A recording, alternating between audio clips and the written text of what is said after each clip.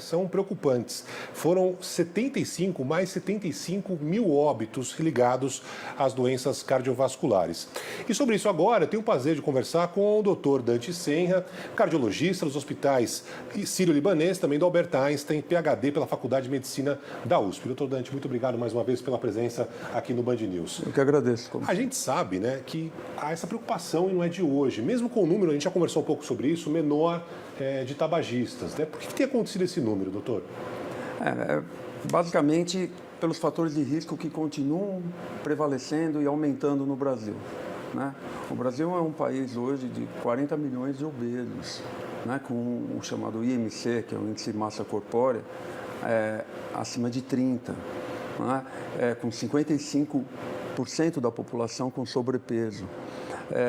Falta de política pública no investimento. A política pública conseguiu reduzir o tabagismo para 8%. Imagina você, há 30 anos atrás, 33% da população brasileira era tabagista, adulta, era tabagista. O nosso alvo era ser igual ao Canadá, que era 17%. Hoje, com o investimento, com política pública, com propaganda, se conseguiu reduzir para 8%. E mesmo assim, as doenças cardiovasculares continuam aumentando. A tendência não seria essa queda, doutor? Seria, mas os outros fatores de risco prevalecem. Nós temos hoje 30 milhões de hipertensos no Brasil. Nós temos 20 milhões de diabéticos. E muitas dessas pessoas não sabem que tem a doença porque não fazem exame preventivo. E a doença cardiovascular tem uma característica muito marcante: a falta de sintoma em muitos dos casos. 2/3 das pessoas que têm doença grave nas artérias do coração não têm sintoma. 1/3 vão ter como primeira manifestação da doença a morte súbita. E aí não faz exame preventivo, porque não sente nada, o que é um erro grosseiro. Agora, eu imagino que muita gente fala assim, parei de fumar, né? Então, teoricamente, não teria mais nenhum risco. E, na verdade, não é isso. O senhor falou sobre essa falta de exame, né? O que é recomendável, o que é aconselhável? As pessoas fazerem um check-up uma vez por ano, por exemplo? Então, Barão, sempre que eu ouço essa pergunta, eu ouço com muita frequência no consultório, a minha resposta é sempre uma pergunta: nós estamos falando de quem? Né? Qual paciente? Se você tem os fatores ditos de risco controlados, se você é disciplinado, se você faz atividade física, você imagina que 55% da população brasileira é considerada sedentária pela Organização Mundial de Saúde. Ou seja, faz menos de 150 minutos de atividade física por semana.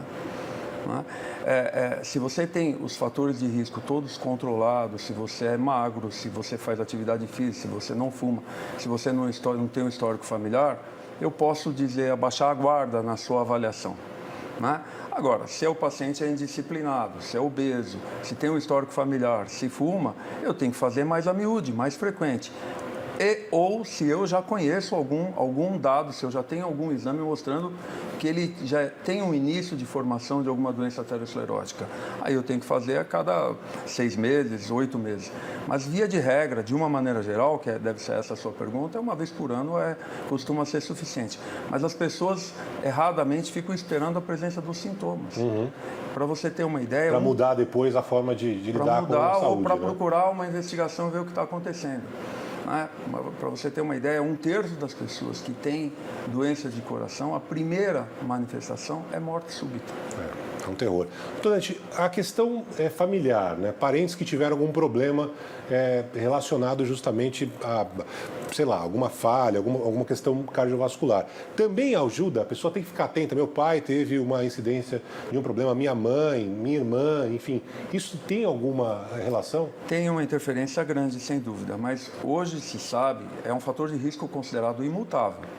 Você não tem como mudar a sua herança genética, a sua história. Entretanto, você consegue modular a intensidade da agressão. E essas pessoas que têm fator de risco familiar têm uma incidência maior, indiscutivelmente, quase 30% maior do que a população que não tem, de doença cardiovascular. Por isso, essas pessoas têm que se cuidar mais. E aí você consegue diminuir a intensidade dessa agressão, se mantendo ativo, não fumando, fazendo o exame mais frequente, e não esperar o sintoma. para depois mudar Claro. o estilo de vida. E me parece algo muito comum, né? A pessoa que pega o exame na mão fala, ih, meu Deus do céu, não posso comer tal alimento, ih, eu preciso começar a andar mais. E a ideia é fazer isso antes, né, doutor? Nunca é tarde, mas quanto mais cedo, melhor você começar, obviamente. Né? Porque as pessoas acreditam culturalmente que a doença é alguma coisa para alguém que não é, alguma coisa para o vizinho. Sim. Isso surpreende. E aí, quando você vai olhar o histórico, hoje os exames do laboratório permite que você faça uma análise evolutiva, olhe os exames de 4, 5 anos atrás, você vê que ele já tinha os exames alterados há muito tempo e não deu bola, não procurou, não ficou atento a isso, porque você muda a história natural da doença, você muda a sua vida, você consegue ganhar anos de vida com qualidade. E eu Isso é conheço muita fundamental. gente, também, desculpe interromper, doutor, Por que favor. pega ali o exame e fala assim, não, agora eu vou melhorar. Aí melhora, faz o exame, volta a situação teoricamente normal, eu falo, beleza, agora eu posso abusar de novo, né? Tem situações em que as pessoas precisam saber que não tem cura, tem controle. Por exemplo, um diabetes, ele não tem cura, ele tem controle. A hipertensão não tem cura, tem controle. Então, a pessoa, é comum isso que você está falando, as pessoas, você pergunta, você tem pressão alta? Eu tinha, não tenho mais. Quer dizer, você tem que estar sempre atento. Obviamente, se você perder o peso, tiver atividade física, você vai tomar menos remédio, mas você tem que estar sempre atento. Para quem foi fumante, né? Para quem parou de fumar, também os efeitos demoram para se tornar uma realidade no corpo ou é algo imediato? Depois que para de fumar, realmente o corpo fica limpo, né? Não, Quanto tempo O demora? benefício é imediato. Só que, estatisticamente, você só passa a ter a mesma incidência do que a população que não fumou 10 anos depois. Né? Mas o benefício é imediato. É imediato.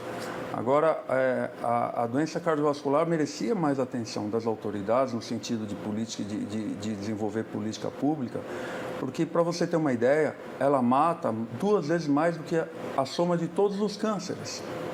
Ela mata 6 vezes mais do que todas as doenças infecciosas, incluindo a AIDS. E você não vê política pública de regulação. O Brasil conseguiu reduzir o tabagismo na população adulta, não comemora, não celebra, não divulga. E quando atinge um alvo considerado fantástico de país de primeiro mundo, afrouxa na política pública e as pessoas voltam a fumar. Porque as pessoas acreditam que aquilo é uma distração e não é uma agressão. Não vai fazer mal. Não vai fazer mal. Mas é importante esse relato do Dantes Senra porque os números são impressionantes, né? E mais, primeiro que deveria se comemorar esse número da queda dos fumantes, né? Por outro lado, esse número que mostra tantas pessoas morrendo por causa de doenças cardiovasculares devia acender um alerta vermelho, né? Por isso essa conversa aqui, doutor. Então, se você permite eu falar, hoje, assim, tem que fazer exame. Tem que fazer exame e não ficar esperando o sintoma. Os exames, hoje, com exame não invasivo, você é capaz de detectar se a pessoa tem um início de obstrução em uma artéria. Né? 20%, 30%. O que interessa saber se tem 20%, 30% de obstrução em alguma artéria? Precisa operar? Precisa botar... Não precisa. Mas você tem ações para serem tomadas sem sacrifício, que você muda a história da doença. E aí você repete o exame 5 anos depois, a obstrução está igual ou desapareceu. Ao passo que, estatisticamente, se você não fizer nada, 5 anos depois a pessoa está tendo um infarto ou morte súbita.